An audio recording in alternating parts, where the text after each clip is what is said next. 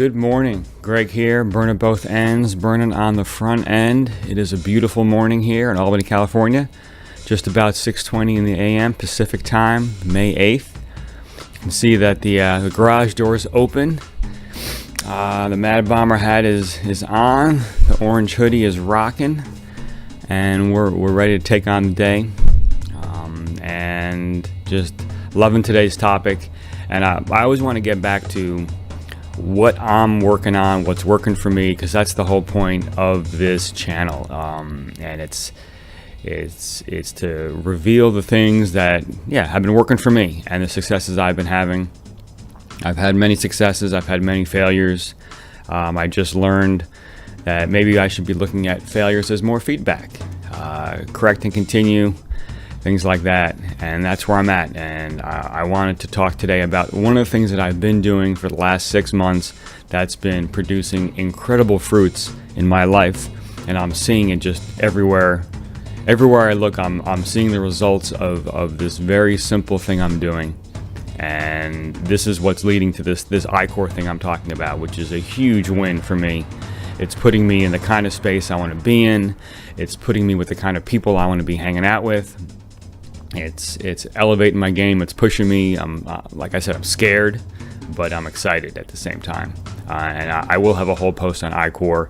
It's essentially a 7-week entrepreneurial training that's gonna kick my butt, but it's gonna be incredible. Because one of my passions that I've realized in my business world is linking the business with the engineering. Right. So there are essentially 4 passions of my life. There's the business, the engineering, music, and food.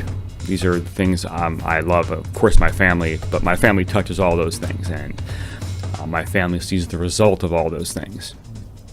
And so linking the business with the engineering, I'm really into discovering technologies. I'm really into tech transfer. I'm really into commercialization, crossing the chasm, as they say. And this is one of my pursuits right now. And that's what this whole entrepreneurial training is about. It's about customer discovery. It's about taking an idea, going out into the marketplace, and really understanding how that idea can gain traction in the marketplace.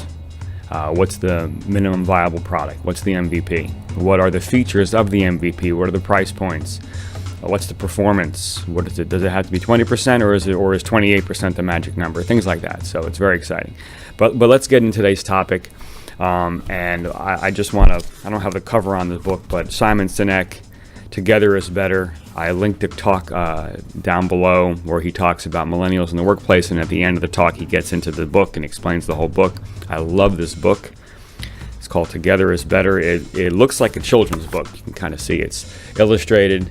It's got just very short text and images, and I just love it. I've read it dozens of times. I have to admit, the first time I read it, and I'm still trying to figure this out, tears came to my eyes. And I didn't know if it's because of all the regret that came up and the things I wasn't doing right, or wasn't doing as a leader, or as what now I am learning. I can learn about my mistakes, and I can move forward, and I can grow and expand. And so I wasn't really sure, but it was very powerful. And there's one page in the book that sums up tonight's topic, or this morning's topic, I should say. Talking out loud to increase the likelihood of attracting someone that will help. That's simply the topic. And here's the picture from the book. And then as far as what he says is, when we say out loud what we don't know, it increases the likelihood that someone who does know will offer help. And this is the single thing I've been doing that's been unbelievably successful. And and what I find is it's amazing how much people really want to help each other. And it is typically my reluctance to ask for that help that holds me back. And so what I've been doing, and this is what's been working for me right now, is I am intent on growing my network, because it's all about relationships. I talked about it last night, relationships and timing. So I'm looking to grow the relationships, grow my network. And then I talk to people, and I follow every lead I get. Of course, there needs to be alignment with the lead and what I'm doing and that kind of thing. But someone mentions the name because I just told the story, writing that name down. I ask a couple questions if I can get an introduction. How can I meet this person? So on and so forth. And then follow every lead. And then with patience and persistence, I schedule meetings. Typically, I like to do a face-to-face, but whatever that person wants to do, I accommodate. We get to the meeting, I tell my stories, tell them what I'm up to, and then see if there's alignment, see if ears perk up, see if someone's eyes light up. And that's why the face-to-face is so powerful, because you get to see those things. You get to see if someone kind of slouches down when you're talking about something, and it's like, all right, obviously there's not really alignment here. If someone perks up, it's a whole different ballgame. And if there is alignment, then typically that person will offer some kind of advice or help. I always bring a notebook and a piece of paper, and I always ask if it's okay if I write some things down, because I want to listen. I don't want to be sitting there jotting things down. There are some people that think if I'm writing it down, I'm not listening, and so I always ask for permission. Can I write? Do you mind if I jot this down? If there is an alignment, then I ask the magic question, hey, do you know anyone interested in this?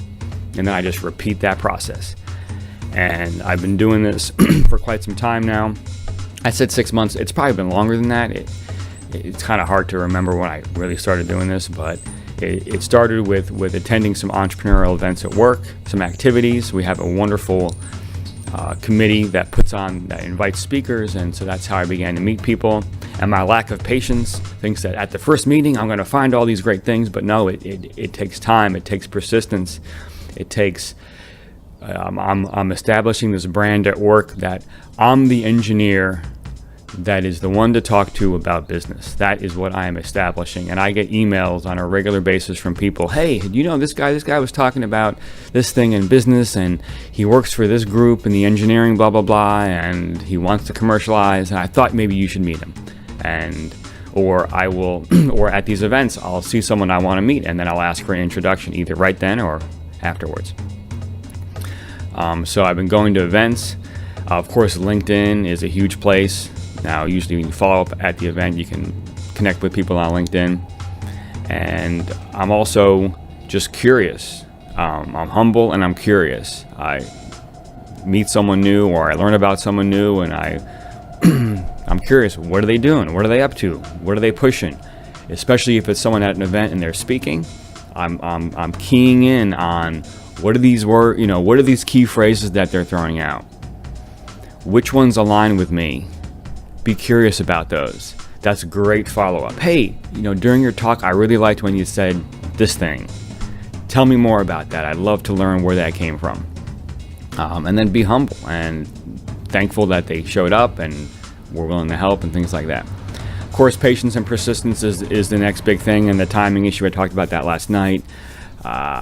And one piece of advice that I got from a really great friend of mine, Bonnie, I was going, she's like one of my shamans. I go to her for this, she's unbelievable wisdom. And I was talking to her, getting some advice on how I approach some of these kind of big dogs that, why would they want to talk to me? And she's like, think about what's in it for them, not what's in it for me. Offer that front end value.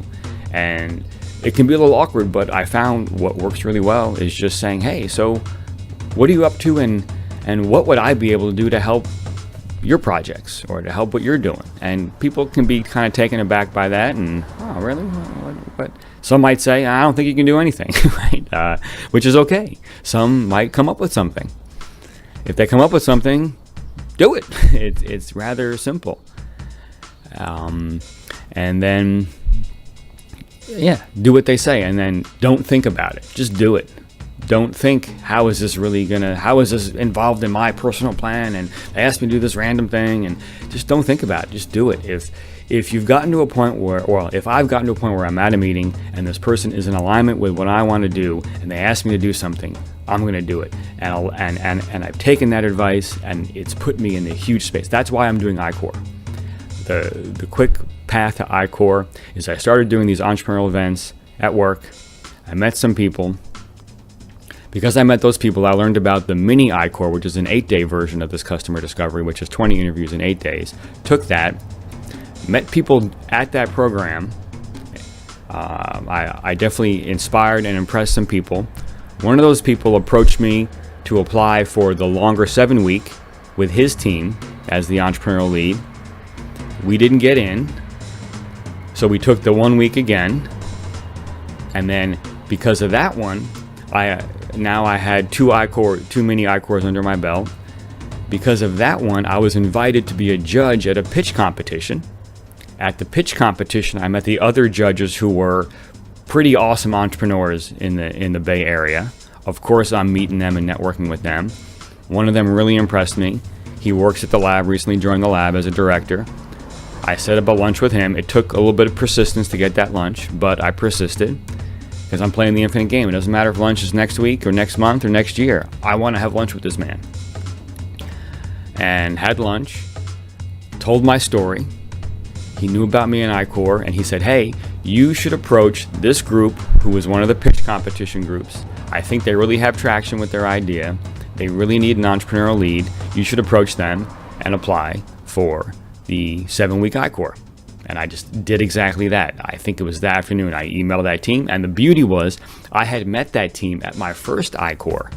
So they already knew me, and I had bonded with one of the scientists, and it was pretty cool. So we already had a relationship, and also from that first I-Corps and that gentleman I bonded with, I had followed up with him. I got a tour of his lab, so we had already been building a relationship. So when I came back to him, pretty much a year later, with this idea, it made complete sense to him.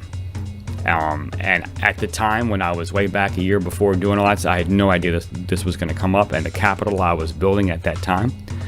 So I hope that everyone's following the story. You can listen to it again if it's getting complicated. So with that entrepreneurial judge, he says, go with his team, do the I-Corps. We applied for the I-Corps. It is a government program, so it's a little involved, and it takes a little bit of time with the response, especially with the budget and the continuing resolution. But we just recently got in. This is a huge win. So this is like I want to say since October-ish of last year. And so the result came in like the last week and a half. And so there's some patience, there's some persistence. It was persisting with the government delaying the decision on who's selected. I mean, and this is a huge commitment, so you can imagine it's a big deal to delay this kind of thing. So anyway, but my family supports me with it, my wife supports me with it, and it's going to be amazing. I'm going to document it here on this channel as best I can. I can't, give up all the details, but it's going to be a lot of fun. And so that was my path. That was meeting people, talking out loud about what I'm up to, seeing whose ears perk up. When they perk up, listen to what they got to say, and then do what they got to say, and don't think about it so much. And the don't think comes from a gentleman named T. Harv Eker. He's a little more old school self-help for me. He was the first self-help guy that I got involved with. He has the Secrets of the Millionaire Mind weekend, and he's got that. There's a book called that, and he is all about the money blueprint and how money's important whether you like it or not. And change your money blueprint and you change your life. And just that was like the very first self-help thing I've ever done, and a lot of the things from that really stick with me and resonate with me. As a matter of fact, every morning, so when you leave that event, come here, he gives you this, and you can see it's been written on by my beautiful daughters, this 90-day wealth conditioning program. And you can, replace the word wealth with almost anything you want in life. This has to be with, this happens to be with wealth, but it can be anything. It can be health. It can be just feeling good. But essentially, it's a 90-day program. I do it every day now, not just for 90 days. And it's a little 10 to 15-minute routine where you get in touch with gratitude, you get in touch with goals, you get in touch with short-term goals, long-term goals. There's a mantra, a series of statements say out loud to just kind of manifest and motivate, and I just love it. And so one of his things is don't think, meaning get into action and stop the paralysis by analysis, which is, especially for someone technical like me, I can get into. Oh, well, I didn't think about this, and let me plot that out. No, let me think about it. I'm big on planning, because when I can plan, I can get into execution, but at the same time, it's like, stop thinking so much. This expert has already told me that this thing is a good idea. Let's just hold that and just move with it. And then after the meeting, so now we're in the meeting, there was alignment, there was advice given, following the advice, and now we're after the meeting. So I take action and I follow up. I always thank them in some kind of post-meeting follow-up, and I recap kind of this one action. And I always ask how they want to follow up, maybe whether it's an email or a phone call or what have you, or how I can get back in touch with them, I guess. And then I get into action by making a plan. And the plan, some of these things might require sequencing, like to approach this team for the I-Corps. I mean, it took an email, and then it took several meetings and talking to them, and they interviewed me in a way, like, why would you want to do this? Why are you good for doing this? So I had to prepare for that and things. And it's funny because every step of the way, I showed them the value I bring. I organized the meeting, I created the agenda, I followed up, I was empathetic when they were slightly late or we had to move the meeting, because these are two very high-level people where I work, and so it made sense that their schedules are very tightly booked and they can get pulled at any point in time. And then I get into action and I do what I say I'm going to do, and this is one of the things that I know I bring to the table, and I've learned this very recently. I have this really incredible ability to organize. I ask questions and I get things organized. And what I found is with organization comes clarity. With clarity, that leads to the ability to prioritize or plan. But prioritization is huge because there are typically infinitely many things to do. And what's the most important thing to do right now? And then what's the most important thing to do after that? And then with the ability to prioritize, now we can get into execution because now we know what the most important thing is. And it almost becomes easy. And this little routine, organization, clarity, prioritization, execution, repeat. This is the thing that I bring to the table that with my self-awareness, I am very good at. And then it's just a matter of getting in execution. And I find that I love that. The engineering me just loves that. I'll do a whole post on my keto coffee, which I have right here in my G mug. I love my keto coffee. So with that, I think we're going to wrap up. Yeah, so it's all about talking out loud to increase the likelihood of attracting someone that will help. And I just want to say, please subscribe to my channel if this speaks to you, if this inspires, if it inspires you. If there's any way I can help you, please comment down below. I'd love to help. That's a big piece of this, is being of service. If you like the beats in the background, that's my alter ego, G Money. I've been drumming for many years, so I write beats. I write songs for like drum sextets and quintets, and I love it. It's my creative venue or outlet. So if you like the beats, there's a link down below. Check it out. I also linked Simon Sinek's interview about millennials and Together is Better. Check that out. Toward the end of that interview is when he talks about Together is Better, but it's really interesting to hear the millennial piece too, because he talks a lot about empathy. And that's about it. So have a wonderful day and keep burning.